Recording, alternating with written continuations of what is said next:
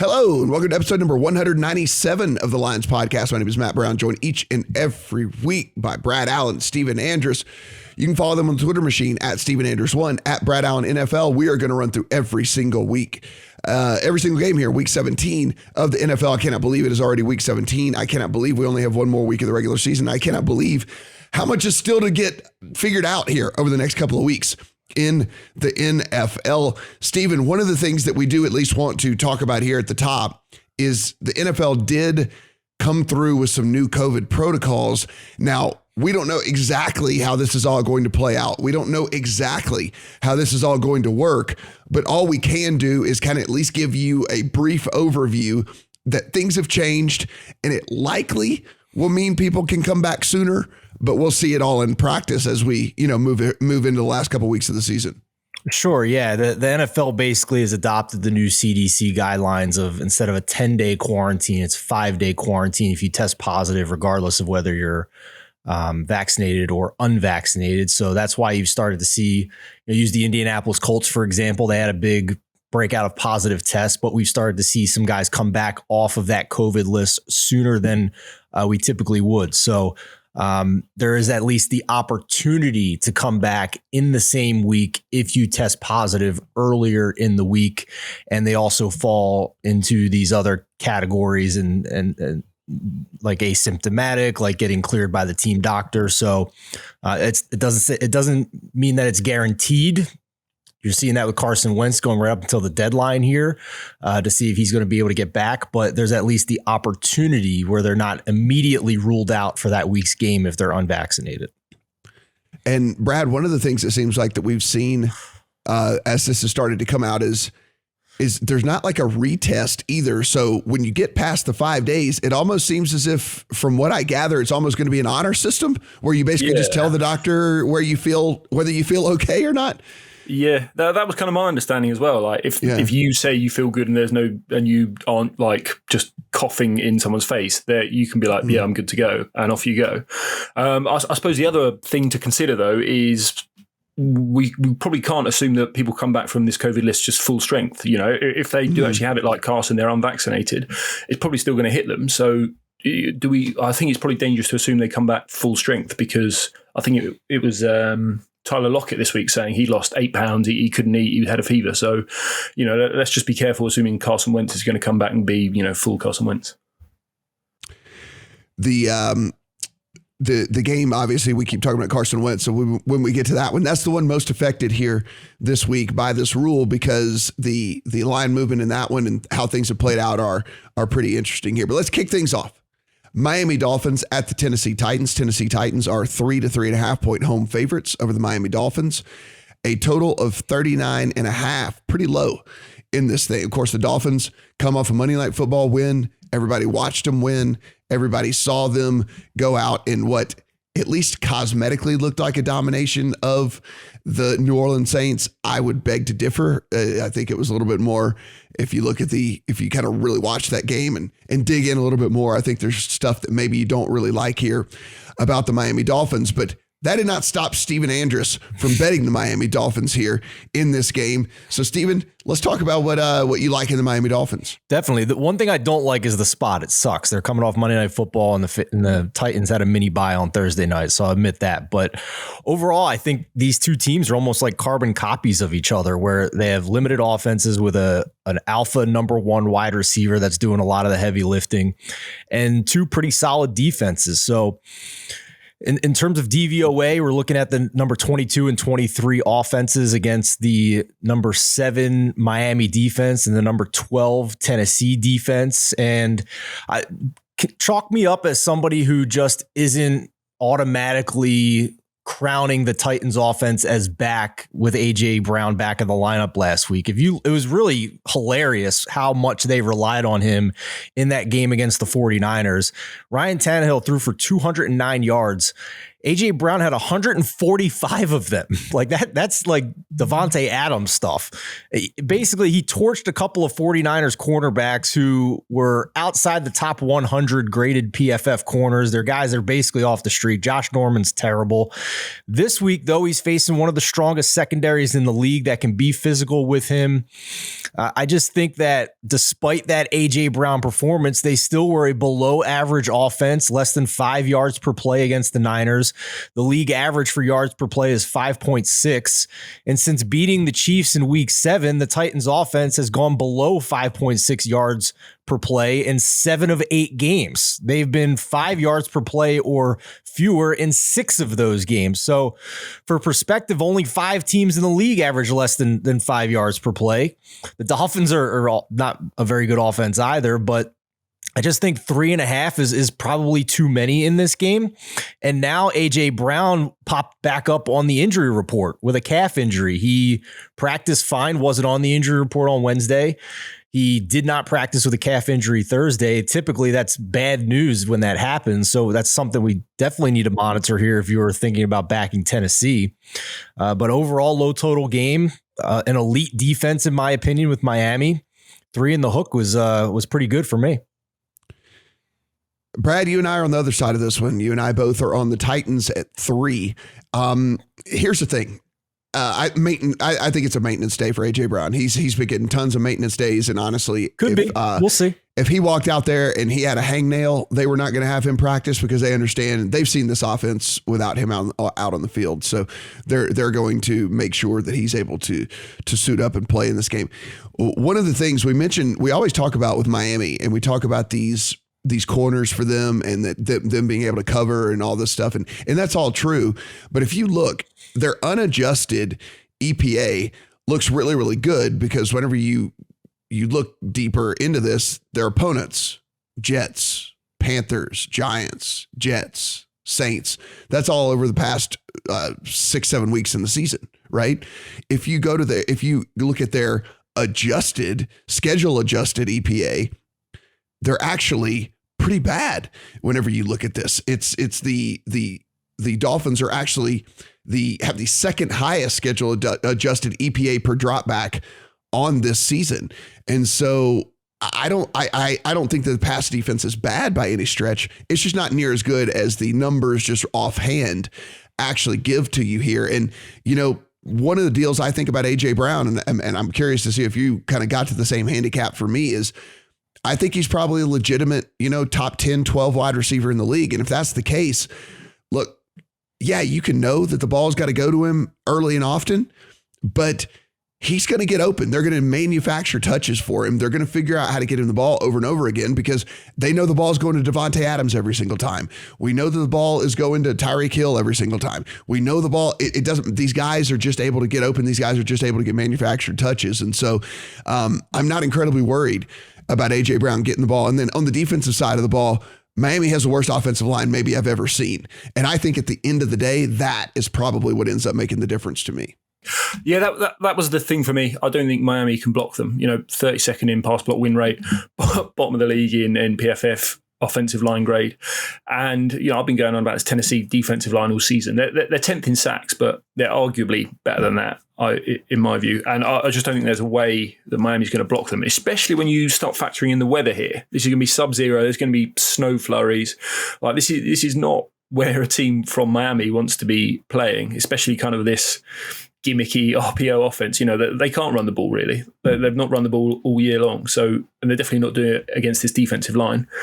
I bet Miami under 17.5 today at William Hill and Caesars. That might be my favorite way to play it as it stands because I don't want to lay 3.5. If we do think it's going to be a snowy, low-scoring game, and there are still questions about Tennessee. I think they're probably middle of the pack offense with AJ Brown in there, and they're much healthier on the offensive line this week. They were missing left tackle and left guard against a good Niners D line last week, so I think they will be able to run the ball well here as well. So.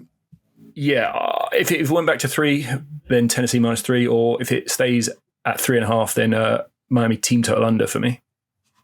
As you mentioned, Taylor Lewan back out there. for Tennessee as well this week. And listen, if you look and people have talked about Tua's completion percentage and how high it is, how he leads the league in completion percentage. That's true. But if you've watched this offense play, it is the ultimate definition of a dink and dunk offense. It is dink, dunk, 4-yard pass, 4-yard pass, 4-yard pass, 4-yard pass over and over and over and over again.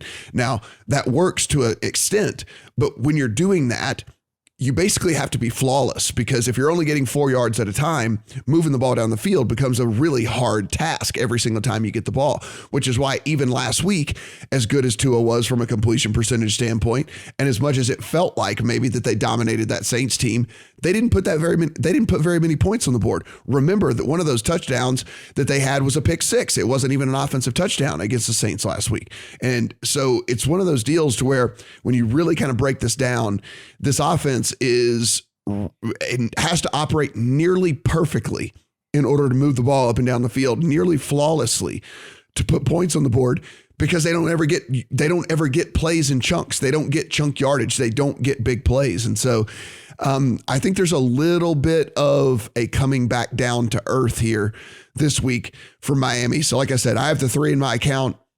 I think threes will show back up if they're not showing back up for you as it is right now. So I definitely recommend it at 3, maybe not at 3.5. Steven, do you have any other thing to say before we go and tell everyone and tell everybody why you're right, we're wrong, and that they should be taking the 3.5 with the Miami Dolphins?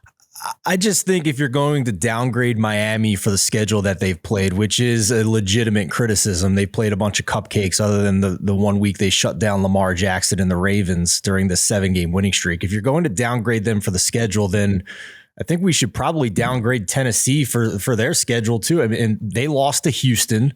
They consistently were not able to move the ball. So it sounds to me that you're putting a lot of eggs in the basket of A.J. Brown being back and healthy after dominating a horrifically bad 49ers secondary to lay the 3.5 here. So, and I hear you on the offensive line concerns with Miami. I get that too. I just think that these two teams are not 3.5 points apart. Well, I look forward to us reconvening next week here and seeing which one of us was on the right side. As you said last week, when I'm against you guys, it has not gone well this year. So, hey, maybe I'll get one this time. We'll check it out. But it's going to be an interesting game and a game, obviously, with just an incredible amount of a incredible amount of juice towards what's going to happen in the playoff race. Because playoff implications for sure. The Titans are still there. It doesn't feel like it, but the Titans are the 2 seed still right now. They are very, very, very live for the number 1 overall seed. If they were to win out and the Chiefs were to lose one of the last 2 games, they would be the number 1 seed in the AFC. That's crazy. This has a ton of implications for the playoffs for sure. So we'll be watching this one closely. Atlanta Falcons on the road to the Buffalo Bills. This one probably not going to be an incredibly long handicap for us here. It is a 2 touchdown or 14 and a hook in favor of the Bills. Total of 44.5. Brad, if we look at this, look, the Bills have been very good at beating up on bad opponents. They are like the ultimate bully in the NFL so far this year. I mean, when they play inferior opponents, they beat them and they beat them down outside of that one loss to the Jags. So a ton here still left to play for the Bills, obviously. And on the Falcons, not so much. I guess the question is are you willing to lay 2 touchdowns with the Bills? Well, I certainly would not, Matt. It's a lot, but I will say this. I think the line is appropriate. I didn't have a strong opinion on either side. The Falcons barely beat bad teams and they get blown out by good teams. You mentioned it. Since week 10, they lost to the Niners by 18. They lost to the Bucs by 13, the Patriots by 25, and the Cowboys by 40. So don't let the 7-8 record fool you. This Atlanta team is a bottom 5 team, maybe a bottom 7 at best in the NFL. They're bottom 5 in DVOA. They're bottom 10 in win rates along both of the lines. So this is still a bad team to me. It wouldn't shock me in the least if the Bills cover 14. Wouldn't shock me in the least if the Falcons backdoor this thing and get inside that spread. So, Brad, how do you see this one? I think the Bills should blow them out here. I can see the Falcons not really scoring any points. Stephen, you were talking about bottom 5 in all those metrics. I think Football Outsiders have them dead last, and they said whatever number of wins they get to the season, they'll be the worst team ever to get that many wins. Right? If they finish with 7 wins, the worst team they've ever tracked here. Because as you said, they keep grinding out like a 4-point win on the last play of the game against the backup quarterback against the Detroit Lions, and then they get blown out by any good teams. And the Bills, we've seen this all season. They are happy to blow teams out, 40-0 at home against the Texans, that kind of thing. So I don't think the Falcons get any pressure at all. I don't think that both lines are going to be dominated by the Bills. It's going to be snow again. It's going to be sub-zero again. I'm not sure this dome team from Georgia is going to enjoy that weather up in Buffalo. So I personally played the under 44.5. Again, assuming the Falcons score like 3 points maybe. But I wouldn't fault you for laying the 14 either. I think that's probably the side. Yeah, it's crazy though. I think 2 touchdowns is the way to go in this thing, and I know I'm not making a living off of laying 2 touchdowns in the NFL, but the couple of different things. I mean, like we said, one, the Bills have just been beaten down bad teams all year as it is anyway. And then this Falcons team, that record is certainly much better than this team actually is. Now, Steven, do we want to take a little walk down Narrative Street, however? I always love our walks. It's like a long walk on the beach. It's beautiful. Kyle Pitts is 128 yards away from breaking the rookie tight end receiving record. The Falcons are going to catch all kinds of hell for not using that number 4 pick on a quarterback, for not using that number 4 pick on something else, whatever it might be. They can always say, but he broke the rookie tight end receiving record. You can say what you want to say, but he broke the rookie tight end receiving record. So you can't fault us for taking that guy. Obviously, he was really, really good. I know that these bonuses come into play more than we think. I know that these records mean more to people than we think as well. It would not surprise me if Pitts got even extra targets this week, and depending on what his receiving number from a yardage standpoint is lined at, I would be looking at nothing but the over. Matt, you could play coy all you want. We both know that you're bringing this up because you bet me straight up 200 yards more than what his line was at the beginning of the season, bumped it up to 1,000, and I stupidly took the under on it. So we both know that this is what this is. No, I mean, in all honesty, though, I think that this is a really good opportunity. I agree with you. I think incentives and extra money and contracts is a very real thing this time of year, especially with teams like this.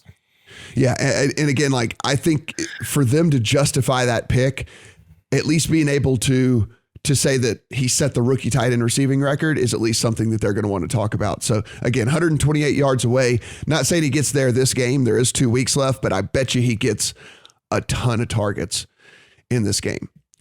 Jacksonville Jaguars on the road at the New England Patriots. Another massive spread in this one. 16 at DraftKings, 16.5 at PointsBet. There is a 15.5 at BetMGM. But boy, just massive spread in this one. Now we know, Brad, that the Jags are dealing with about half the team on the COVID list right now. Also, we might be dealing with the fact that Trevor Lawrence hasn't thrown a touchdown pass since 1997 or whatever. And I know that's impossible because he wasn't born yet, but they can't get into the end zone. They had a chance for glory last week, 75 yards to glory for the Jacksonville Jaguars to get that win last week. They drive it all the way down the field, can't get it in the end zone and take the L to the Jets. Do you think that 16 is a number that a team that's built like the Patriots can cover even against this COVID riddled Jags team? We've seen them cover it. I mean, you probably remember the second game against the Jets. They were just running up the score, and I think they won 45-13 or something stupid. The COVID stuff, I think, makes it hard to have an opinion here. It is literally half the team. I think it's 4 or 5 starting offensive linemen on the list. So, I mean, you have to monitor that because if none of them play, then again, I could see the Jags scoring 0 points. Like they will not be able to block this defensive line. They've got 0 receivers who can get open. Laquan Treadwell is still getting the targets. The ghost of Marvin Jones is getting the targets. None of them are getting open. And the coaching mismatch here, we've spoken literally all year long. about the problems like with the Jags running routes at the same depth, just running into each other. Well, you've got the opposite end of the spectrum in the Patriots. So it's just a massive mismatch everywhere you look. So maybe I would look at under 41.5. Again, it's going to be another weather game. And if we think that the Jags are not scoring at all, I doubt the Patriots are putting up 40 by themselves. Yeah, so my look is an under. There's a 42 still available out there. I think this is an under game. I don't see the Jags putting the ball in the end zone very often at all. And look, with the Patriots, they very well could run up the score and they very well could cover this number, but it's going to be via the run, right? They're not going to be passing it all over the field. They're not going to be marching it up and down the field. That's just not what this team does. That's not how they're built. And Bill Belichick isn't the type to really get away from a game plan, especially here 2 weeks heading into the playoffs. They need to just perfect what they do well and perfect what they do, what they want Mac Jones to do in this offense. And so, Stephen, again, I can't believe I'm saying this. If I had to play it, I'm not going to. I'd lay it with the Patriots, but I do think the under is the way that I'm looking at this thing. We just saw the Patriots a few weeks ago in a dome in perfect environment against a team at full strength, shut out the Falcons 25-0. So they're fully capable of just completely shutting down what, in my opinion, has been one of the dumbest football teams I've ever watched in my entire life this year in this Jacksonville team. I mean, just last week, they have a chance to win the game.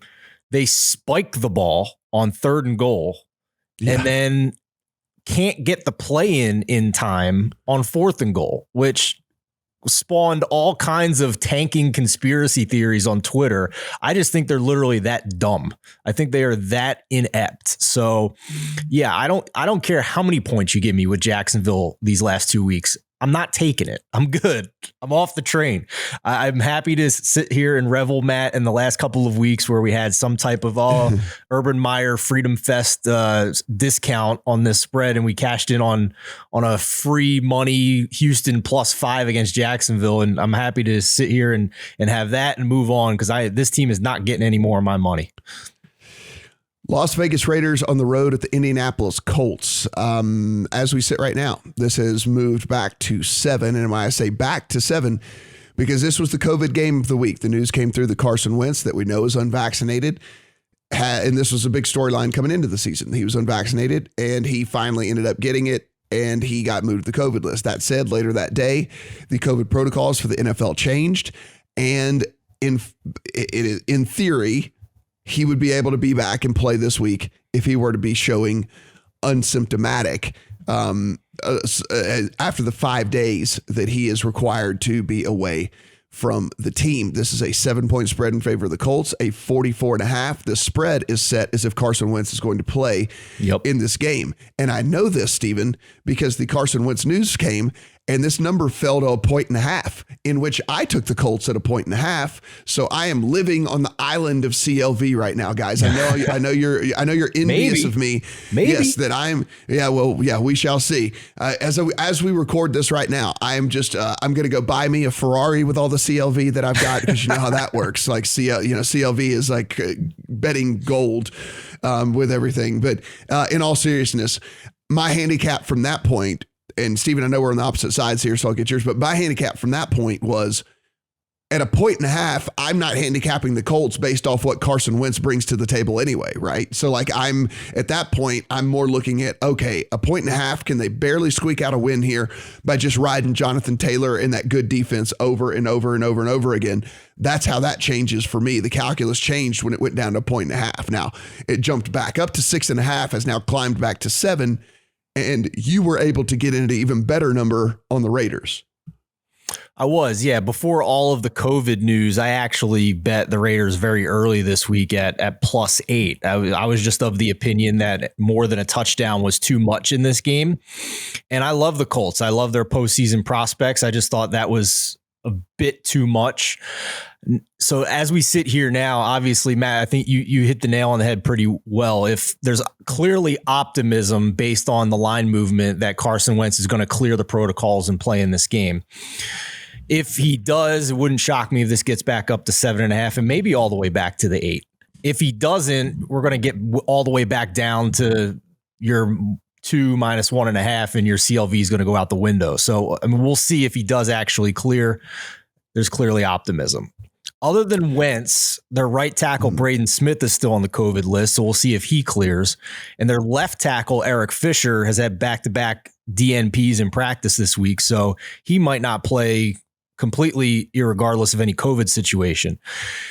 That's concerning against a Raiders front four on defense that's top 12 in pressure rate, top 10 in pass rush win rate, despite being dead last in blitz rate. And devil's advocate argument is, well, the Colts run the ball. Well, the Raiders are also top 10 in run stop win rate against this Jonathan Taylor offense this week. So to me, the question to whether I want to back that number where it's at right now is can the Raiders score enough? In the last 3 weeks, believe it or not, Vegas has been 4th in success rate. Derek Carr has been 7th in dropback success rate. They've just been outside the top 20 in EPA and dropback EPA. So they're not getting explosive chunk plays. So if they're moving the ball, I think they can at least cover this number. I mean, the Colts are beatable through the air. They're 31st in pressure rate on defense. They're outside the top 10 in pass DVOA, and also outside the top 10 in PFF grade. So long story short, I just thought the number was too big. I think anything more than a touchdown here, I'm going to back the Raiders. Yeah, I think a full touchdown might be a little much here, Brad. But when you look, I mean, the Raiders, without Darren Waller now for the rest of the season, they've gone ahead and shut him on down. And without him on this offense, this Raiders offense is basically like Miami Dolphins light, right? I mean, this is just this kind of what they do. They dink and dunk it down the field. There's no explosive plays to speak of whatsoever. So you almost have to run perfectly. You have to run so incredibly pure, because when you're only getting a few yards at a time, when you don't get one of those little dink and dunk passes to work, well, you're punting the ball away. And so this Colts defense has certainly shown up here over the last 2 months of the season. And I definitely like the Colts to win. I think I like the Colts to win even if Sam Ehlinger has to go. But I would certainly at that point not be laying the 7. I think the danger here in laying any number with the Colts, even if you want to play them in a teaser or whatever it might be, is the fact that Wentz might not go and this number is going to plummet drastically. So I guess my thing would be, if you like the Raiders, taking the 7 now possibly is something I would look to be doing, just to have that 7 in my pocket. If you like the Colts, I think I'd probably hold out here, because again, we just don't know that this Carson Wentz situation is going to work itself out.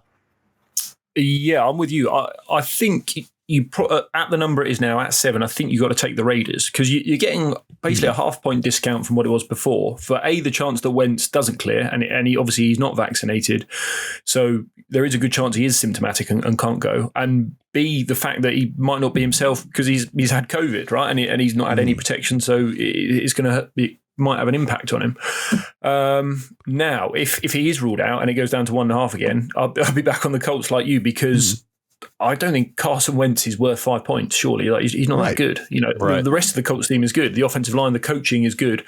Robbie Greer actually had quite some interesting research this week. He's a good follow on Twitter, basically showing that good quarterbacks or good schemes, when that starting quarterback goes out, they cover the spread, because it's actually more about the scheme and the surrounding parts rather than just the quarterback itself. So we overemphasize how good a good quarterback is, when it actually is a lot of the supporting cast, which might be the case here. So yeah, that's what I do. Raiders now, or if Wentz doesn't go, Colts minus 2.5, 1.5.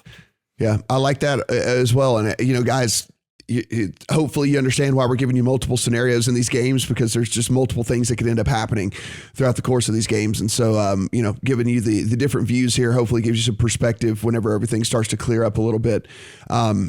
Anytime between now and Sunday, that's the other thing too, is like this could happen anytime between now and Sunday as well. So that's something that we're trying to figure out along the way, as well as when these guys might actually start getting cleared, when they might start coming off of this list. So we're navigating it along with you here. Tampa Bay Bucs on the road at the Jets. The Bucs are 13 to 13.5 point road favorites over the New York Jets, a total of 45 or 45.5. Brad, I'll start with you on this one. One thing we know for sure, they're going to be without Chris Godwin because he is done for the rest of the year. We also know Leonard Fournette is not going to be out there because he's on IR and can't play throughout the rest of the regular season. Now we get an injury report that Antonio Brown had to miss practice yesterday as well. And so now you're down. We know Mike Evans as well is at least iffy. He did come back to practice on Thursday, but it was one of those COVID situations where the beat reporters were saying that, and you rarely hear negative stuff from beat reporters, and the beat reporters were saying that it looked like he was fatiguing easily out there. So even if he goes, he is going to be less than 100%. Is this too many points for basically a shell of what the Bucs were even 3 weeks ago? I would probably prefer to lay it. I think again, the Jets are going to struggle to score here. You know, they're 26th in pressure allowed, and they're going up against a very good defensive line. It's going to be missing some parts. Shaq Barrett probably going to be out, but they've got this rookie Joe Tryon-Shoyinka. He can step right in. He's been above average in pass rush win rate all year long. And then, you know, on the interior, obviously you've got Sue and Vita Vea, and the Jets just aren't blocking them. And it's the same on the other side of the ball. Like Bucs, probably the best offensive line in the NFL. The Jets have got 0 outside speed rush. So I just think Brady, if you give him all day, even if he's chucking it up to Scotty Miller, I think I would definitely prefer to be laying minus 13. Probably my favorite again would be the under 45.5. You know, I don't think the Jets are moving it, and if we do think these weapons are a drop off, the Bucs last week they did slow down as well, much less no huddle. They took longer seconds per snap, probably as a reflection of the weapons they had out there. So I wouldn't be surprised to see that again. And again, another game where there's going to be possible like flurries of snow, possible little bit of wind, some rain maybe. So it's not going to be ideal weather, and you could see the Bucs just shutting it down with like a 20-0 lead at halftime kind of thing. So, Stephen, let's take a walk down Narrative Street here yet again. Antonio Brown, of course, didn't practice on Thursday, so we'll see what his practice situation looks like on Friday, what his game status is as well. But if he were to go, we know that when he signed with the Bucs, it was a very incentive-laden contract. So he needs 11 catches for a $333,000 bonus. He needs 281 yards for another $333,000 bonus, and he needs 2 touchdowns for another $333,000 bonus. So he has $1 million in bonus money laying out there for 11 receptions, 281 yards, and 2 touchdowns over the final 2 games of the season. If we know anything about Antonio Brown, if you don't think he has walked up and mentioned this to Tom Brady at least a half a dozen times over the past week, I think we are kidding ourselves. Even if he hasn't, he is the alpha of this offense at this point. His first game back with Evans and Godwin not on the field, he had 15 targets, 10 receptions for 101 yards. So he is getting force-fed the football. So keep an eye out for, if he is healthy, what they line his props at this week against the lowly Jets defense. So I'm with Brad here. I would have no interest in taking the points with the New York Jets. And a big reason for that to me is not so much about the Bucs offense, but the Bucs defense. They have looked elite against inferior offenses the past 2 weeks, only allowed 9 points to the Saints, only allowed 6 points to the Panthers. So how do they get enough points to cover this spread? Are you banking on the Bucs offense scoring 24 or fewer points? Because I certainly wouldn't do that. So that's kind of where I'm at here. I think we're actually getting maybe a point or 2 discount of what this would normally be for the Bucs at full strength. And if Antonio Brown is healthy, I think their offense is perfectly adequate to still put up an elite performance. Yeah, I don't have a play on this one as we sit right now. Like I said, I lean to the under, but the other main one for me is if Antonio Brown's going to play any of his props, I think we can look at those pretty confidently. Los Angeles Rams at the Baltimore Ravens. This thing has now come up to 4.5 in favor of the Rams. 46.5 is your total. This was sitting at 3 where I got it. I got it the Rams at 3. It moved to 3.5. Now we get word that it looks like it's not going to be Lamar Jackson again this week, but Tyler Huntley is at least back to kind of guide this Ravens team as well. Boys, if we are for our final narrative, for our final narratives of the week, if we're trying to because that's what we do here. We play narratives.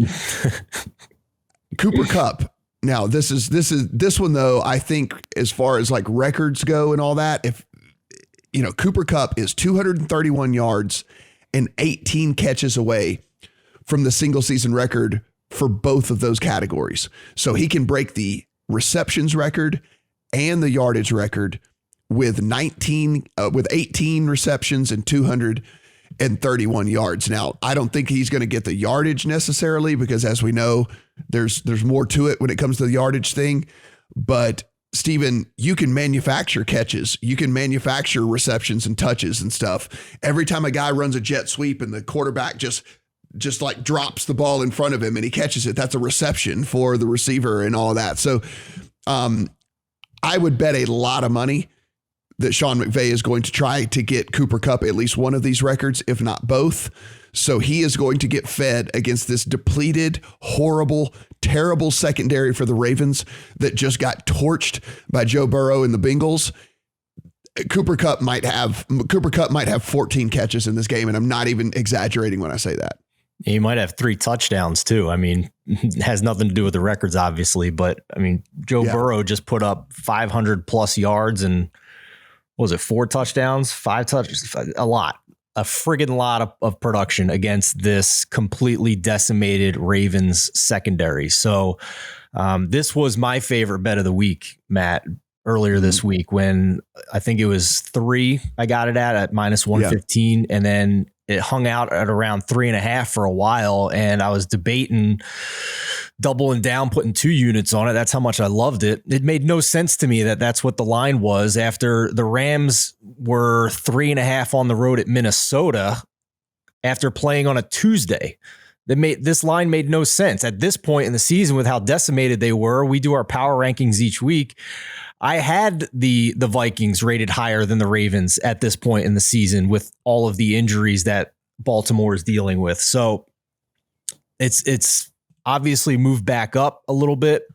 Lamar Jackson's limping around the practice field. He went from a limited practice to no practice. So who the hell knows who's going to start at quarterback for Baltimore at this point? And I don't think it really matters, to be honest with you. So the only question I have for you guys is if you want to back the Rams, what's your stop point here? Where are you going to be not comfortable anymore laying it? Because I think this number is just going to keep climbing. Rams do get back Andrew Whitworth, their standout tackle from the COVID list. So he will be back out there for them as well. They did have to put Darrell Henderson on IR. So that is something to keep in mind. I think that's irrelevant though at this point. I mean, Yeah. So, I think more than anything, because it doesn't look like Cam Akers is going to play either. So this was more from it does look like Sony Michel is going to get all the touches there. So something else to keep in mind if you're looking at these prop numbers whenever they do come out. Brad, listen, I'm not saying that this Rams team is this Bengals offense at this point. I honestly think I would prefer Joe Burrow over Matthew Stafford. And obviously I would prefer the wide receiver trio in Cincinnati over what they've got going on in Los Angeles. But if you're asking me, can they go out and Matthew Stafford, even his current situation, throw for 330 against this secondary? I think that that's something he could definitely do. I'm looking for reasons that this 4.5 is too much, and I'm having trouble coming up with reasons why this 4.5 is too much. Secondary is getting healthier. It looks like they could get Taven Young, Jimmy Smith, and maybe Chuck Clark back as well. So that's quite a decent improvement just from last week. And then I would say that Stafford is, there is this trend of McVay offenses getting worse in the second half of the year, and Stafford has been pretty bad for like a month now. Last week he threw for 190-something yards at 5 yards an attempt with 3 picks. He was bad, and that's a Vikings defense without any edge rushers with like Patrick Peterson as their top corner. That's not a good defense, and he really, really struggled in a dome. So, I think it's dangerous to assume he's just coming out here and doing what Joe Burrow did. So I would say at the current number, I might like the under 46.5. I would wait because I think you might get 47. But there is weather around. The entire US is potential weather this week. As I say, Ravens secondary a bit healthier. Rams not doing much, and then I don't think the Ravens' offensive line can block Aaron Donald and the Rams here. You know, the Rams' defensive line, number one in pass rush win rate. And then you've got the Ravens 28th in pressure allowed, basically. So that's going to be a mess. It's probably going to be Huntley back there. But again, we spoke about this last week. There's going to be more and more tape out there on Huntley. And to assume he can do what he did against the Packers, where, you know, he came in the back door, I don't think we can expect that from him, especially when you've got Aaron Donald, Leonard Floyd, Von Miller in his face. I think that could get messy. Yeah, it's just going to be tough for me to take any points with the Ravens, given their current offensive situation with Huntley and also just that defense. I do know I get it that they're getting a little bit healthier, but it's still a pretty bad secondary. I think that the Rams are going to be able to do most of what they want to in this one. So it's Rams. I took the Rams at 3. That's a much better number than 4.5. So it's hard for me to recommend 4.5, but it'd be a lay it or pass for me on this one. Eagles and the Washington football team. The Eagles are 3.5 point to 4.5 point road favorites in this one. A total of 44.5 or 45. Brad, start with you here. This Eagles team, look, they still have something to play for. They're still in the playoff hunt.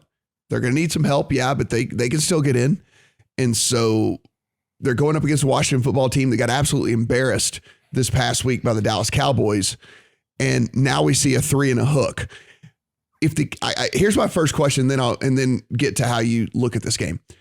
Would this have a 3 and a hook if the Washington football team had not gotten embarrassed, where everybody was watching, and the Dallas Cowboys just go out there and absolutely destroy them? Would this have the hook on it if that had just been a, 6-point Cowboy win? Or do you think that this line is pretty appropriate? I'm not sure. I think obviously that it was probably a bad spot for the football team. Coming off that Tuesday night game against these same Eagles.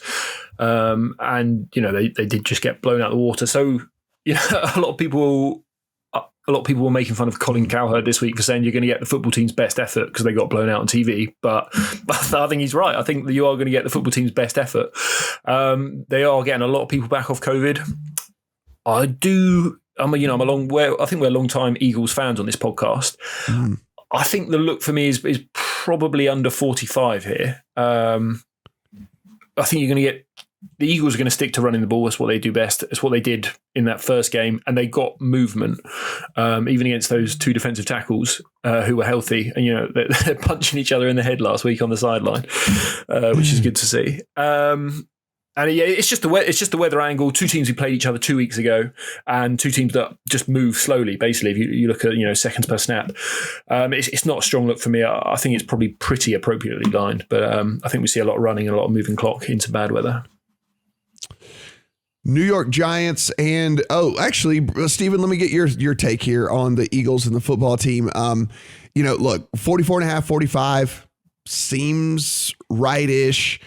I think if this was 3, it might be a small buy on the Eagles for me, but it's not. It's 3.5. It's kind of a weird game. And I know people are going to look and say, what do you mean? The Eagles are heading in the right direction. Washington's heading in the wrong direction.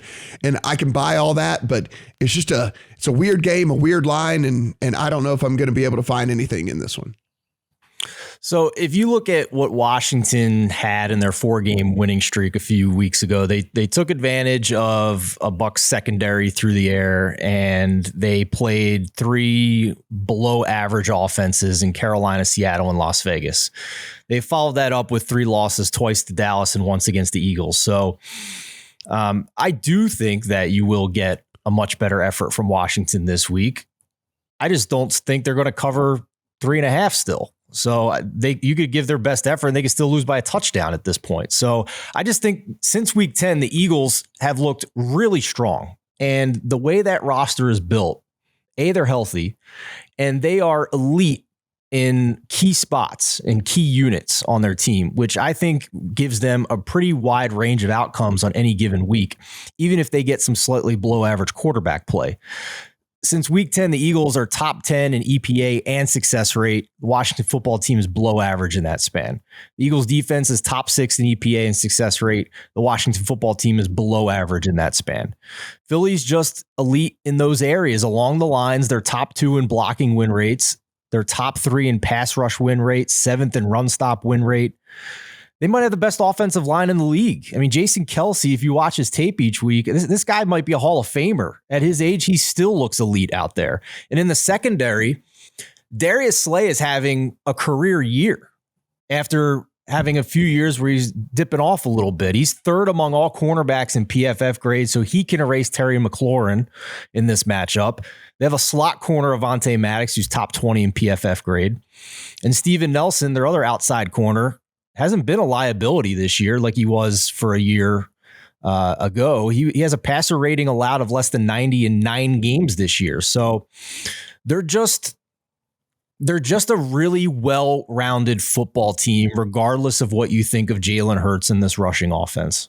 New York Giants and the Chicago Bears. The Bears are 5.5 to 6 point home favorites over the New York Football Giants. A total of 37 in this game, guys. 37-point total in the NFL here in 2021. Steven, look, this Giants team is just beat up and battered. That said, maybe from the looks of this, they're going to be maybe as healthy as you could at least expect them to be. But, they're just talentless, right? We know Daniel Jones already gone for the rest of the season. It's just, there's not a lot to really latch on to here if you want to back the Giants. But I mean, again, it's one of the things where you can at least say, well, for the guys that could be out there and could be playing, it looks like the majority of those guys will be out there. I mean, the line is a little inflated if we're being honest, right? Like perhaps this is why we've seen a little movement from Bears -6 to Bears -5.5 here before we get to the weekend. But man, I rank the Giants 31st in our power rankings at the lines this week, and it's a ranking on who should be favored on a neutral field for this particular week. Like this offense is putrid at this point. I only have Jacksonville as worse.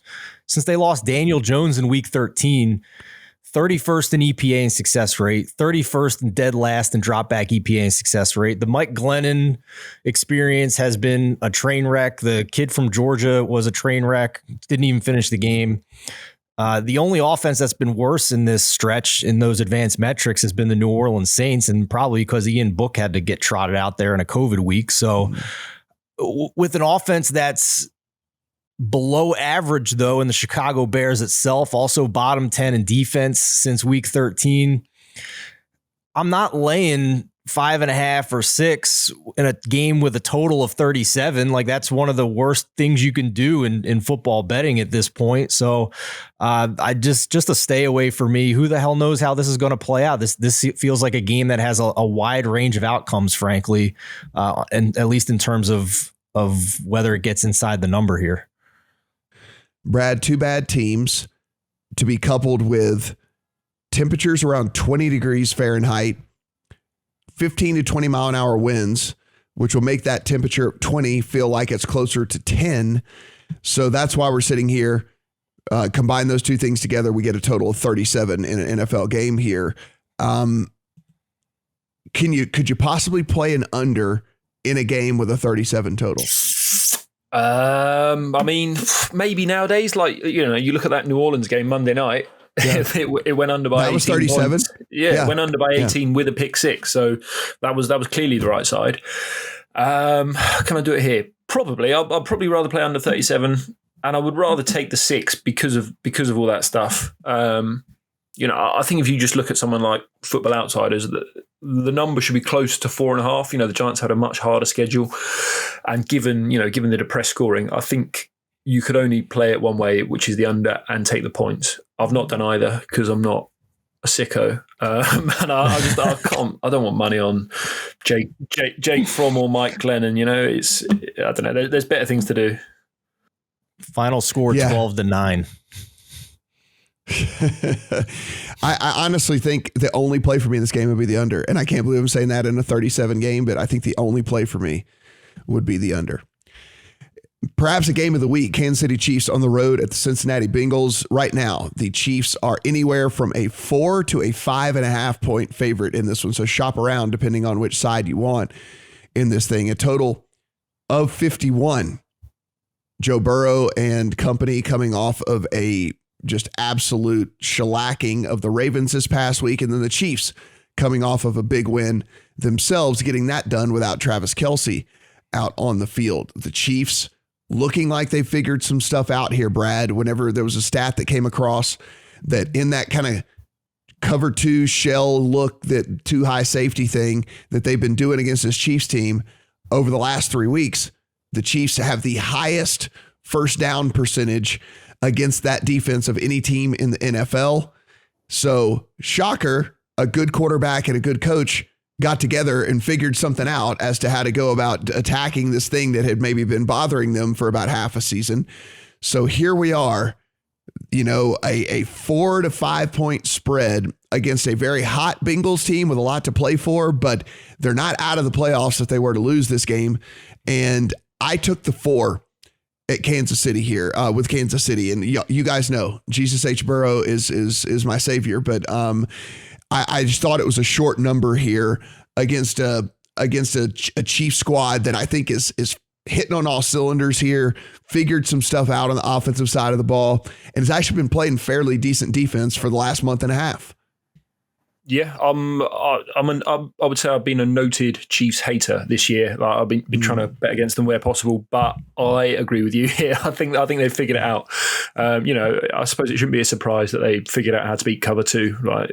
Come on, they're two Hall of Famers probably, and they've got a top 5 offensive line by run blocking, by pass blocking. They've got the weapons. So now, as you say, on the defensive side, they're top 10 in pressure rate in the second half of the season. They're top 10 in pressure rate when just rushing 4.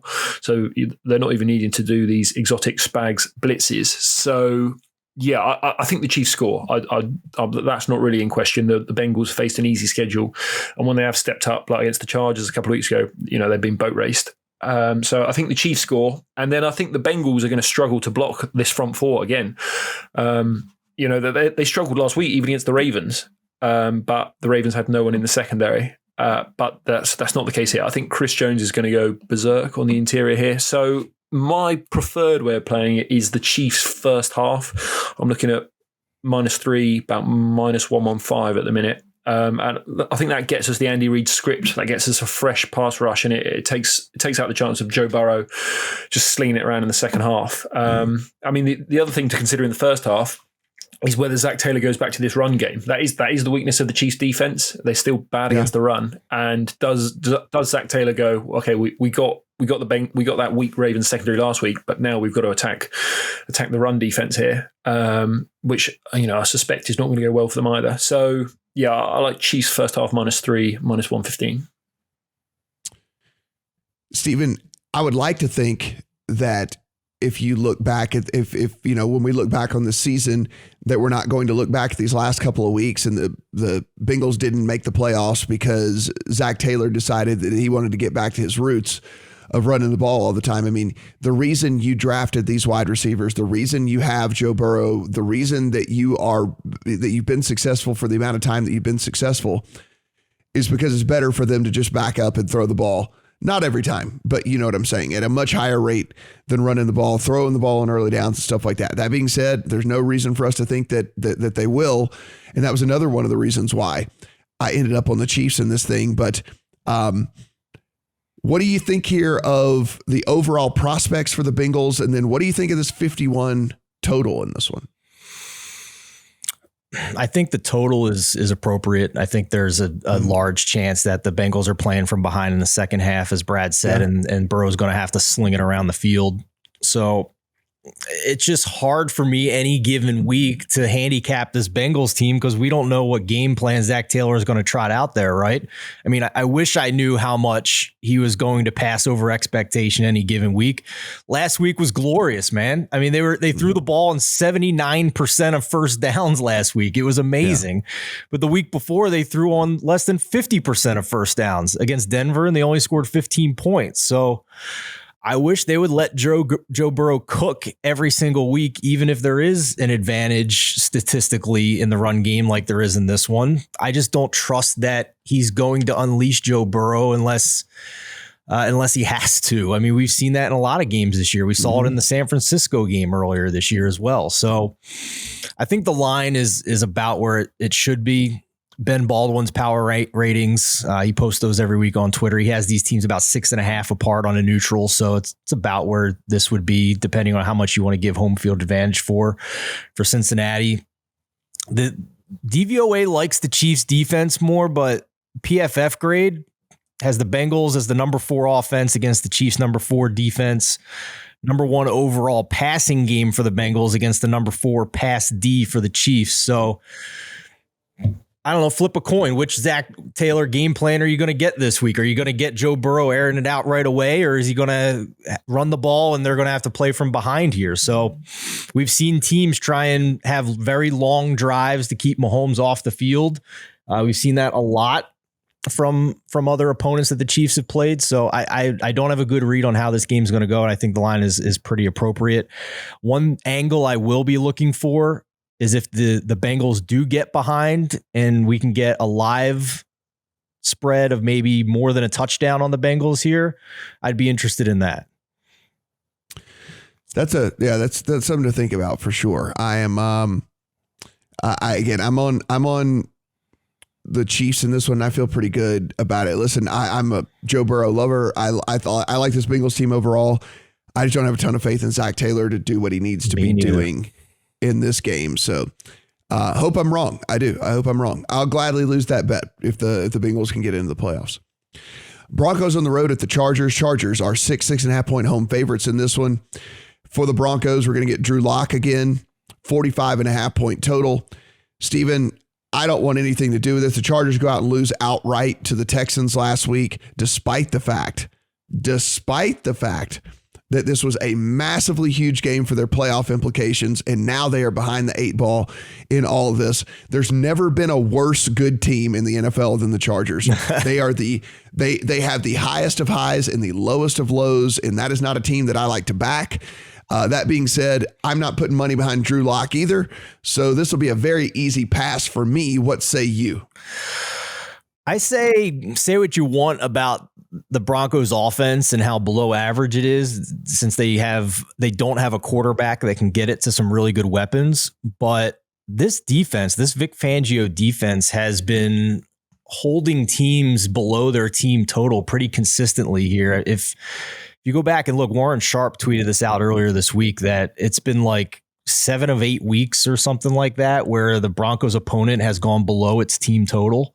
So, and then they explode the week after when they don't have to face a Fangio defense. So maybe second time around, the Chargers are a little more better prepared, but I respect this defense, and I don't want to lay this many points with the Chargers, especially with just how volatile they are and how much variance there is on a given week, especially in these games where they may not convert on their fourth downs. That's happened from time to time when we see the lower end of the spectrum in terms of their range of outcomes. So this is a pass for me, because if anything, I would say Broncos are pass because the number's so high, but I don't trust the offense either for the Broncos. So it's just a pass for me.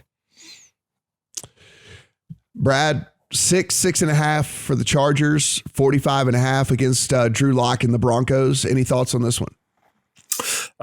No, I mean, for the Chargers, obviously Bosa and Derwin James, as far as I can make out, it looks like they're going to be back. Derwin was limited at practice. I think Bosa was COVID, so he should be good to go. So I think they should be able to hold down Drew Lock, right? He is literally awful. So I think we can kind of, rule out some of what we saw last week with the Texans going all over the park against the Chargers. I don't think we see that again.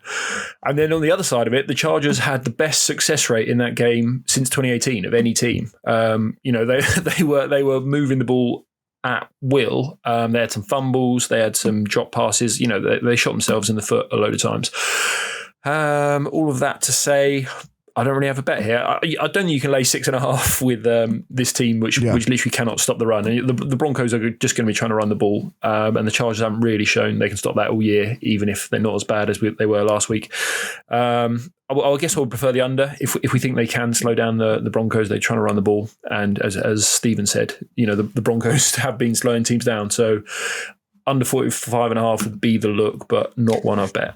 Here's one other thing I want to mention, Matt, that we probably should, is that the Broncos had a heartbreaking loss last week, and their playoff chances are basically done. So that's another situation that I kind of want to stay away from. Like, they would need a miracle now to make the playoffs. So is the motivation gone now after they lost the game that they had to have last week against the Raiders? Mm-hmm. So that's just a situation that I kind of want to, it's almost like a week 18 situation in week 17 that I kind of want to stay away from. Houston Texans on the road at the San Francisco 49ers. The 49ers are 12.5 point favorites in this one, a total of 44. The big news here being that, yes, we're going to likely, I mean, listen, I know they keep saying that, oh, Jimmy G wants to play and Jimmy G's going to try to play. And it's going to be Trey Lance. He's going to be the guy going here against Houston. I am with that number has fallen down a couple of points in favor of the Texans. People took those over the 2 touchdowns because, hey, look, it's Trey Lance, and obviously they must not think too incredibly highly of Trey Lance when it's all said and done, because they came into this season saying, oh no, at the very least, he's going to get packages and he's going to get in for certain plays, and we're going to make sure that he gets some snaps. And that lasted all of 2 weeks before that didn't happen anymore. And even when he got back healthy, they have not put him out on the field at all. I don't know if that is an indictment on the coaching staff, on Trey Lance, a little bit on both. We'll figure things out here, but about as soft a landing spot as you could ask for, even though this Texans team has been froggy. About as good of a spot if you're going to be starting Trey Lance as you could ask for here. The Texans on the road. So, Brad, my question to you, because I know where Steven is on this one, so I'll get him to close this out. But my question to you, we sit at 12. The 49ers, we've seen them play bully ball before. We've seen them just go out, not really have to throw the ball at all, and just run some more and still be able to do it highly effectively and put a bunch of points on the board. I know that this thing fell under the 2 touchdowns because Trey Lance is going to be a quarterback, but does it really matter that Trey Lance is going to be a quarterback? I probably don't think so. I'll probably agree with you that they can just run the ball. They could probably run the ball 40 times, and I think they'll probably cover the game because, I've been going on about it a lot. This is a game where the Niners will dominate both lines of scrimmage. Until last week, Houston had been going about 3 yards a clip on the ground. Like, they're not going to get any push up front. Then they won't be able to block Nick Bosa, Arik Armstead, those kind of guys. So I guess I would say the concern here is that Shanahan might have told us where Trey Lance is last week, where Jimmy had a dislocated thumb the entire second half of that game. He did that in the second quarter. Like, he came out first play of the second half, he just threw a pick, just sailed it over the head of his receiver. It looked awful. So why is Trey Lance not going in then? Right? How bad does Shanahan think he is, or was Jimmy just lying to him? I don't know. I think last week we should have taken more out of the fact that the Saints are calling up Drew Brees on the golf course, calling up Phillip Rivers, going, please come and play for us. We should have gone, they do not want to run Ian Book out there. Well, it seems a bit to me like they don't want to run Trey Lance out there. Shanahan is going, he's at his best month of practice. That's probably nonsense, isn't it? So, yeah, I'm not too sure what to expect from him to be all told. I will say everywhere else on this field, the 49ers are a lot better. Maybe the look is under 44. Because, as I say, I can't see Houston moving it the way they did last week, and I can see just run from the 49ers. Steven, I know that you got a better number, but you are going to back the Texans in this. I am, yeah. Truthfully, I bet the Texans when I thought it was going to be Jimmy Garoppolo anyway. I got it at plus 15, but with the current circumstances that we're in right now, I would only bet the Texans at this point. I mean, Brad, you laid it out nicely there in terms of the concerns and the red flags with the 49ers and Trey Lance. And I'm as a 49ers fan, I am optimistic long-term about Trey Lance and his athleticism and what he could bring to this offense. But to me, it's pretty clear that I could be proven wrong this weekend, but I don't think he's learned it enough. I don't think he's ready. I think that's why they've stuck with Jimmy G as much as they have, despite the turnover concerns that he's been putting up. We're getting 12.5 points with a team that might have the better quarterback in this game, believe it or not. Like, Davis Mills was straight garbage for most of this season, but I don't know what you guys think. He's looked pretty serviceable the past couple of weeks here. Houston, small sample size, granted, but past 2 weeks, they are 8th in EPA per play. They are 3rd in drop back EPA. So, hey, I mean, how often can you get 12.5 points in a game where your side might have the better quarterback? So I'm going to take the Texans here because I think that this 49ers offense is going to be a lot more limited with Trey Lance and its playbook than it would be with Jimmy Garoppolo. Yeah, I think for me, it maybe moved a little bit too much because I don't think that the quarterback was going to play a big role in this game anyway, but tough for me to lay the 12. There's some tough games this week for sure, playing just the sides in this one. So I don't know. Maybe I'd lay the 12 if I had to play this thing, but I'm thinking it's just a pass for me as well. Let's just remember Trey Lance played one college football game last year during COVID at a Division I AA or FCS level, and he's played one game this year. That's it.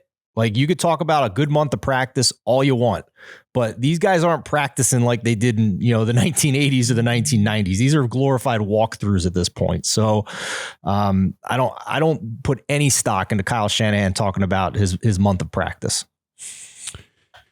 Arizona Cardinals at the Dallas Cowboys. The Cowboys are 6.5 point favorites. This is up from 5 all the way to 6.5 at some spots right now in favor of the Cowboys, a total of 51.5 or 52. Steven, this is kind of an unfortunate circumstance here in this one because we would have, if the Cardinals had not looked as bad as they did and the Cowboys had not looked as good as they did, we probably would have gotten about a 3 on this one, and this would have been just the ultimate buy opportunity on the Cowboys, like the greatest buy opportunity on the Cowboys there was.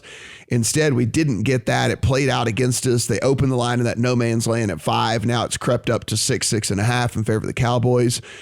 I think you could only play the Cowboys side here because that defense is going to shut down whatever in the hell Cliff Kingsbury's trying to do on offense with his Cowboys at this point. That being said, another one of those games where the line has kind of gotten to an appropriate point. I don't really love running to one side or the other here. And if anything, maybe yet again, I'm looking at another under because at 52, I'm sitting here saying, hey, with the way that this Cardinals offense has looked, the way that this Cowboys defense has played, I think 52 might be too much, but maybe that makes in the account before it's all said and done. But as we sit right now, this game's kind of confusing to me. It is. Yeah. Matt, it wouldn't shock me in the least, though, if this Cowboys defense is so damn good that they're turning people over and giving their offense short fields. Like, we all liked the under last week against Washington, and that defense was so dominant that it led to free points essentially for the Cowboys, and we went flying past the under here to the over like by the second quarter or so. All that being said, I think on paper, I agree with you that the line has adjusted past what it probably should be if you're just looking at power ratings. But if the Cardinals couldn't get it done against the Colts with all of their COVID issues last week, and there were a lot of them, we're going to bank on them to keep it close here against the Dallas Cowboys. That's hard for me at this point. I mean, last week I told you guys that was my last stand with the Arizona Cardinals, and I meant it. They failed. They couldn't put it together, and now they're playing the elite defense in the NFL. They're undermanned.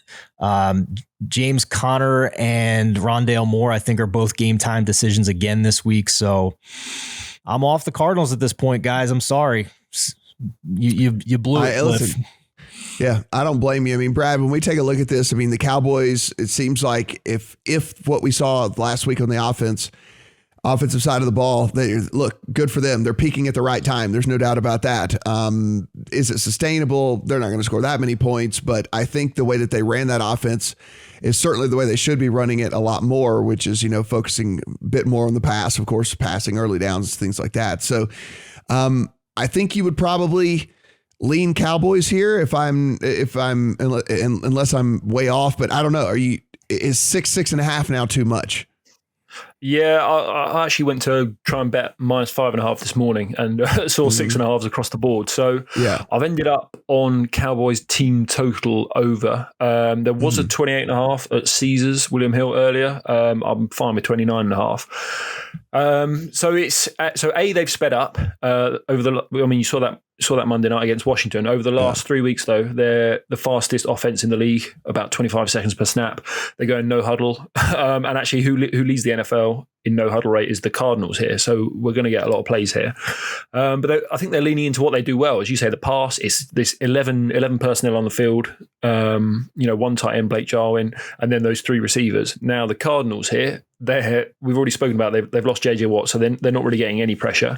Now they're down 2 of their top 3 cornerbacks. So their second best cornerback here is graded 106th out of 116 or so cornerbacks on PFF. And the third string cornerback, they're signing cornerbacks off the street. Again, this is a team telling us what they think. They signed 2 cornerbacks to the practice squad a couple of days ago this week. So they have no one. They've got one decent corner. There's no one going to be covering Gallup or Amari, basically. If you want to take CD out, you can, but you're going to get cooked by the other 2. I think we've got matchup advantages. They're going at speed. I think they're going to score a lot of points. So it's a bit. I just didn't know what to do with the other side of the ball. We love the Cowboys defense, and I think Murray, he probably prefers someone sending a load of blitzes at him rather than sitting in cover 2. So I think they could break a few plays, but I would rather stick with the Cowboys team total. Yeah, I think that they're going to be able to get it done here as well. It's just, man, I'm with you. Even at 5, I was like, man, this 5, and then I should have bet it at 5, and then now I let it get away and sitting here at 6, and it would be the only bet I would make. I would certainly not take the points with the Cardinals the way that this team is going, and the way that the trajectory of kind of what I think Cliff Kingsbury maybe is just coming back around on him here. But that being said, I do like your angle on this one. Detroit Lions and the Seattle Seahawks. Right now, the Seattle Seahawks are 7.5 point home favorites over the Lions. This thing has ticked up a half point as we've been on air because we figured out that Jared Goff's not going to make it back for the Lions this week. It's a bummer because, listen, this Lions team with Goff out there, I'm not a Goff lover. I'm not even a Goff liker. We'll put that out there. But look, they were entertaining. They were fun with them out there. And at least it was a game that we knew you were going to get this team's best effort, and we could have kind of seen the real state of affairs of what's going on in Seattle. That's not going to be the case here, Brad, after all. So it looks like with him sitting, we're going to get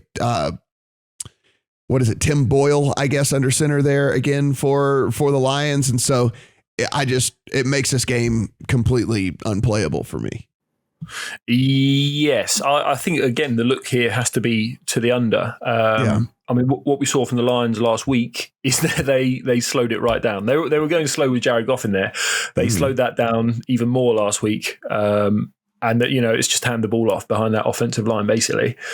I just think Pete Carroll is going to be looking at that and going, oh, great, we can do exactly the same thing. I really think you're going to have 2 teams just run, pass, punt. And then, we've got precipitation out there. We know Russell Wilson is another one of the small hands club who doesn't like the rain. I just think it's a lot of running, and there's 41.5 out there at the minute. Yeah, maybe a 42 if you move quick, and I don't really see where the points are coming from. Yeah, 41.5 the total. And as you mentioned on the run side of things, Dan Campbell did come out while he was announcing that Jared Goff wasn't going to be back, Stephen. He did say that DeAndre Swift would be, and that he looks fresh and ready to go, is what he said. So it could be just both teams. It could be a running back off in this one. It's just gonna be like both teams just line up and just ram it into the line as many times as humanly possible in this thing. When we're about an hour in here and the news of this hit at the beginning of the show, the line hasn't moved all that much. You guys are still seeing 7.5, right? I mean, as opposed to the Vikings Packers game, that obviously Kirk Cousins means a lot more than Jared Goff, but that shifted 6 points. So to me, at least in the early going here, and this could be irrelevant by the time you guys listen to this, but these things usually move pretty quickly when there's quarterback news, that the market's telling you there isn't a huge difference between Jared Goff and Tim Boyle. So I bet this well before the Goff news and felt pretty good about getting more than a touchdown on the Lions. And I'm not entirely sure I'm off them here with Tim Boyle starting. I mean, they have an elite offensive line, maybe not elite, but I think they have a top 10 offensive line at this point. I think they've shown that over the past month or so. If you look at EPA and success rate, they've been better than the Seahawks offense over that same span. And that is baking in a Tim Boyle game in there. Yeah. So can they keep it within a touchdown? The Dan Campbell special from 2021, I think it's fair to say that it's definitely possible. I mean, I think, you know, you want to talk about narrative street, Matt. Which of these two teams is playing harder right now to close out the season? It's the Lions. I would only take the points in this game. I mean, there's no way I'm laying over a touchdown with this version of the Seattle Seahawks. Like that's never happening for sure. You talked to, I think, Brian McFadden on your VSiN show earlier this week, and he said that, you know, especially teams like the Lions, these guys are playing for contracts next year. They want to be a part of Dan Campbell's team next year. So you could talk about them not being in the race anymore, but these guys are playing for money. These guys are playing for jobs, and few teams of this bottom tier of the NFL have been playing harder than the Detroit Lions to close out the season here. So I think even despite Tim Boyle, I think I'm on Detroit still here. Yeah, I wish it was Goff because I wanted to play the Lions if it was going to be Goff. That said, like if I were playing the game, I'd only take the points. I'd still only take the points. I'm never laying points with Seattle, especially not over a touchdown. I don't care if it is being played up there in the Pacific Northwest. Carolina Panthers on the road at the New Orleans Saints. The Saints are 6.5 point home favorites over the Panthers, a total of 37.5 to 38. We know that Sam Darnold is going to start for the Panthers. We are assuming that one of the other two guys will start for the Saints, be it Simeon or Taysom Hill out there. So it won't be Ian Book again this week. Steven, this might be the grossest, ugliest game of the week. And there are some pretty ugly games, but this one might be the grossest, ugliest game of the week, like when it's all said and done. I don't know what the hell to do with this game, man. I mean, I mentioned earlier in the pod that over the past 4 weeks, the only offense that's been worse in terms of EPA and success rate than the Giants has been the New Orleans Saints. Yeah. And here we are, and they are 6.5 point favorites in this game. So at the same time, do I want to trust the Panthers offense? Like, I don't know, man. I mean, what are we looking at for a total here?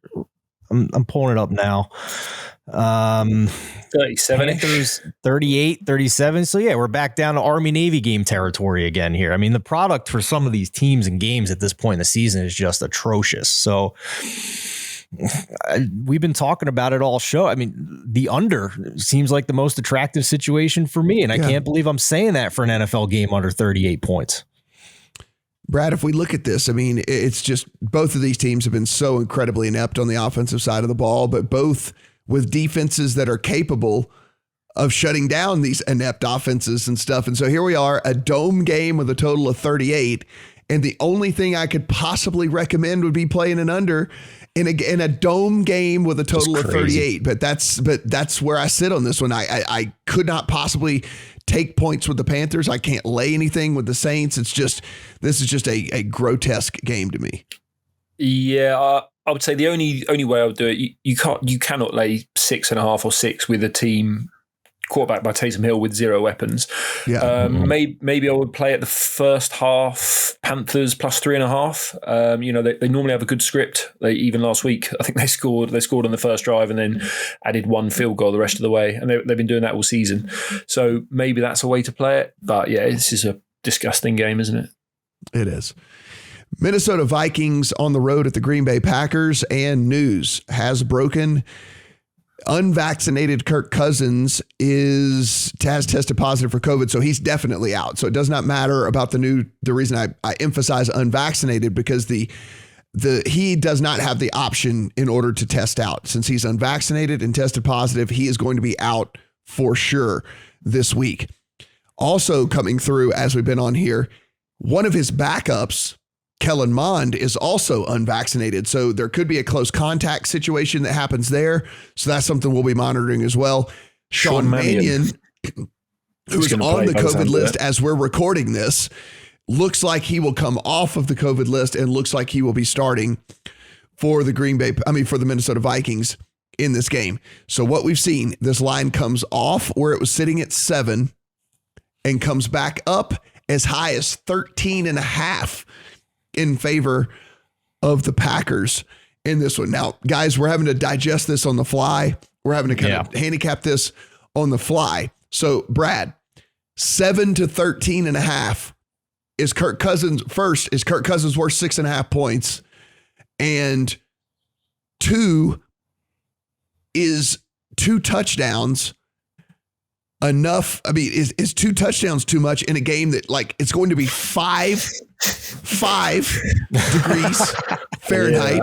Yeah. 5 degrees. Out in Vegas can't comprehend what that is. Yes. Like 5 degrees. It's like, I mean, it's the ball's going to be hard. The players are going to feel like crap. I mean, it's going to be horrible. I don't know, man. Like I was wondering, I thought this might have just like 3-4 points. 6.5 points is a lot. Yeah, I won't pretend to know anything about Sean Mannion. You know, people who have watched some college football will said he's another Ian Book. So take that for what you will. I would say a way to play this, a way I have played this, is longest field goal under 45.5. Like the ball is going to be a rock. Basically, it's going to be tough to kick it that far. I retweeted something earlier this week. The average passing game in single digit temperature games is about 160 passing yards and 0.3 touchdowns. I think 0.3 passing touchdowns. So there wasn't going to be much offense anyway, in my view. And now you could assume there's going to be even less. So maybe long field goal under for me now. Look, Steven, I know, again, like we said, we're kind of doing this on the fly here, trying to figure things out. But if you do look at the defensive side of the ball here, one of the things that we do know is that the Vikings, if you are going to attack them, at least the advanced metrics say that their run defense is worse than their pass defense. We're now playing in a friggin' 5-degree game. And then you do have that 2-headed monster in Jones and Dillon there for this Packers team, and they're probably not going to be too incredibly worried about Minnesota doing much on the offensive side of the ball with Sean Mannion at quarterback. And so they're now cruising towards the number 1 overall seed. Do we, at this point, just assume that maybe we're looking at just Aaron Rodgers unders, passing touchdown unders, all the different stuff like that? Because, hey, get out of this game, stay healthy, take that number 1 seed, take the bye, and let's just go ahead and get out of here without risking any of our players, and let's go try and win a Super Bowl. Is it possible, though, that when they get to the red zone, Rodgers is still going to want to pass it, though? Because, I mean, the man's in the race here for MVP. And he is the favorite, so maybe he still tries to. So I like the angle in terms of yardage. So let's see if the market and they post numbers that haven't adjusted enough for this weather situation. Maybe yardage, maybe attempts, like things like that, completions. Yeah. So let's see how much they lower that when it opens compared to his season averages. For what it's worth, Sean Mannion's had 2 starts over the past few years. In 2017 with the Rams, he lost to the Niners 34-13, 20 of 34 passing for 169 yards, only 5 yards per attempt. And then he had a start in 2019. That was with the Minnesota Vikings, and 12 of 21, 126 yards, 2 picks. Didn't have a passing touchdown in either of those starts. So that's what we're dealing with here. I will say that, I mean, at least when Kirk Cousins was going to start, I didn't care as much about Kirk Cousins, and I cared a lot more about what I thought was a complete mismatch for this Vikings rushing offense against the Packers rush defense. The Packers rush D over the past 4 weeks has been bottom 2 in the league in rush EPA and success rate over the past month. But with Kirk Cousins not out there, and do they just stack the box now in this cold weather situation, commit more guys closer to the line of scrimmage, not being afraid of Sean Mannion going to beat them. So it changes the equation completely. I liked the Vikings before this. I had it. I got burnt with the COVID news, and now I don't really have a strong opinion either way. It's just hard to digest here with this situation, but I do agree with the weather. You're probably not going to get a ton of points by both of these teams. Brad, one other thing to bring up here that is kind of a byproduct of this game. If people thought that the only way Aaron Rodgers was going to lose MVP was that for them to lose one of their last two games, well, this would have been the game that they would have lost, right? I mean, like, this would have been the game that they maybe could have slipped up if Kirk Cousins put together kind of his perfect performance and all of that.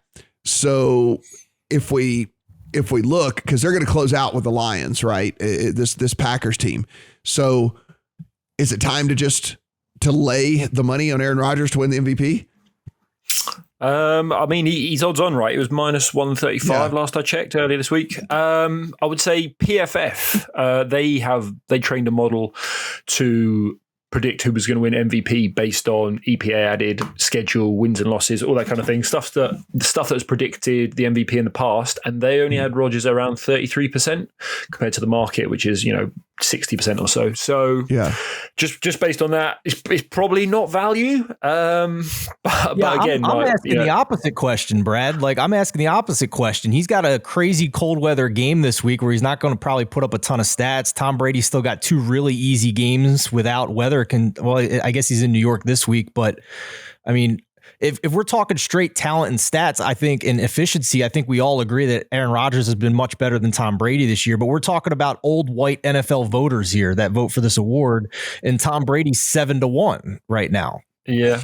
And the COVID stuff. I mean, Aaron Rodgers literally weekly going on and talking about COVID on the Pat McAfee show. Does that do anything? I mean, the other one is Mahomes. PFF, they make him the value. They've got him at 19.2% to betting odds at 7.7%. So, I mean, if he goes out and dices up Cincinnati, which we've already said he can do, I don't know who they've got in the last game, but they're on an absolute heater right now. If he finishes out with 4 touchdowns and 300 yards in each of these last two games, has he got a sniff? Pretty interesting. That is for sure. And again, if we say that the Packers go about this just path of least resistance, then maybe it is value on some of these other guys. The run stop win rate for this Minnesota defense is 32nd. That's dead last in the NFL. So maybe it's just run. And if that's the case, the stats don't get there for Rodgers and things open up a little bit as well. It's going to be fascinating. Maybe I'll look a little bit harder at this MVP market as well. Monday Night Football is the Browns and the Steelers. The Browns are 3.5-point road favorites over the Steelers, a total of 41.5. Stephen, Ben Roethlisberger came out yesterday and said that this is likely his last time to suit it up at Heinz Field. Probably should have said that 2 years ago, but I digress. Look, I get it. I understand why the Browns are favorites here.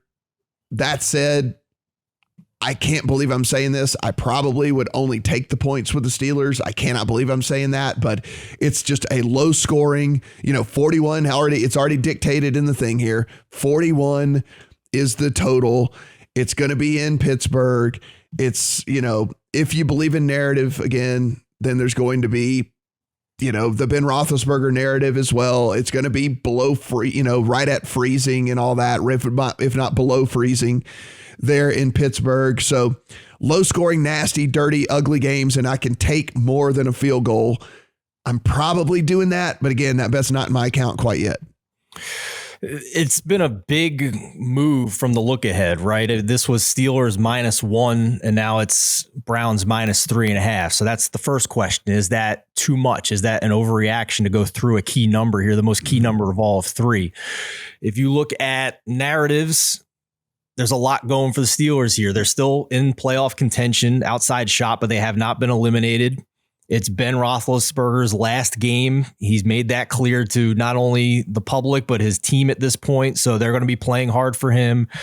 The stands are going to be wild in a division game, knowing it's Ben's last game, and they're going to want to see Ben ride off into the sunset and in his last game at Heinz Field. So all of those things should have plenty of motivation for the Steelers in this game, despite getting their clock kicked in the last few weeks here. So with that being said, and I'm sure Brad's going to hit on this, the trenches are a complete and utter mismatch with the Cleveland offensive line against the Steelers front and the Pittsburgh offensive line that should just have a difficult time against Myles Garrett and Jadeveon Clowney. So it's hard for me to not think this line is an overreaction, but I also am concerned that I'm kind of trying to thread a needle in the range of outcomes with what Pittsburgh is in this game, because I don't think there's any scenario where Pittsburgh wins this game by a lot.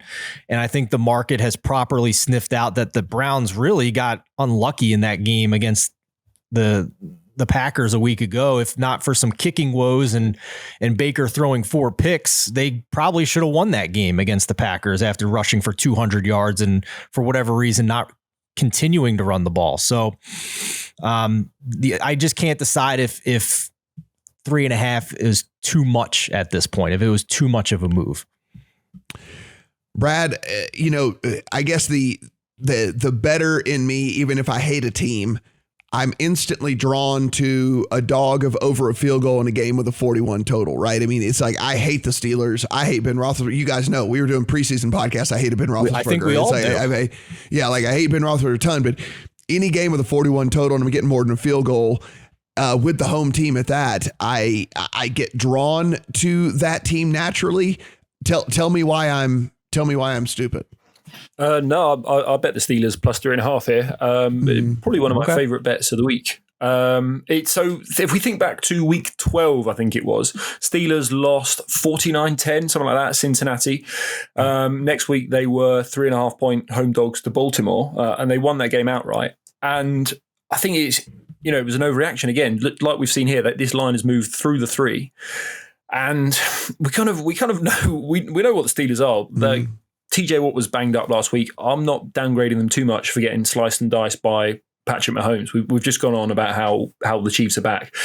It happens. You get beat up on the road against the best quarterback in the league sometimes. And TJ Watt was at half master out that game. I'm hoping with another week off, a load more injections, he'll be a little more back to himself this week. And I don't think you can overstate the fact that it's Roethlisberger's last game. I think the energy and the atmosphere in that place is going to be electric, and so I'm willing to overlook the fact that they probably can't block Myles Garrett, and maybe he's banged up as well. I mean, he was banged up last week. I don't know how healthy he's going to be, but I just think the number has moved too far, and I think you are going to get every player on the Steelers' best effort, and so 3.5 at home. The classic Mike Tomlin home dog spot. I'm willing to take it.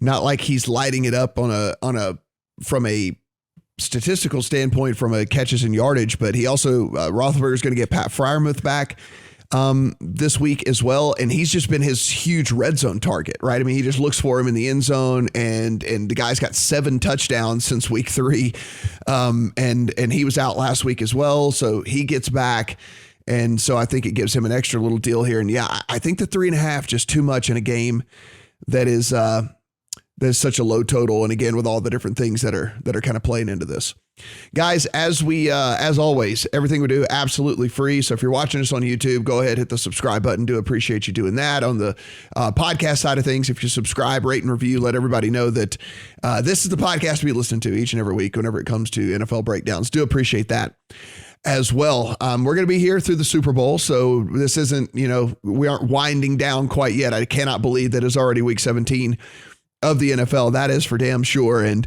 we're going to be monitoring all of this craziness. Listen, guys are going on the COVID list as we're doing this podcast. Like, there's guys going on, guys coming off, all of this. So join the Discord channel. If you haven't, go to the lines up in the upper right-hand corner. There's the little Discord logo. Get in there. We'll try to be breaking down this stuff in the Discord channel in real time as much as we can. So be sure and get into that community as well with all of this. For Brad, for Steven, I'm Matt. Talk to you guys next week.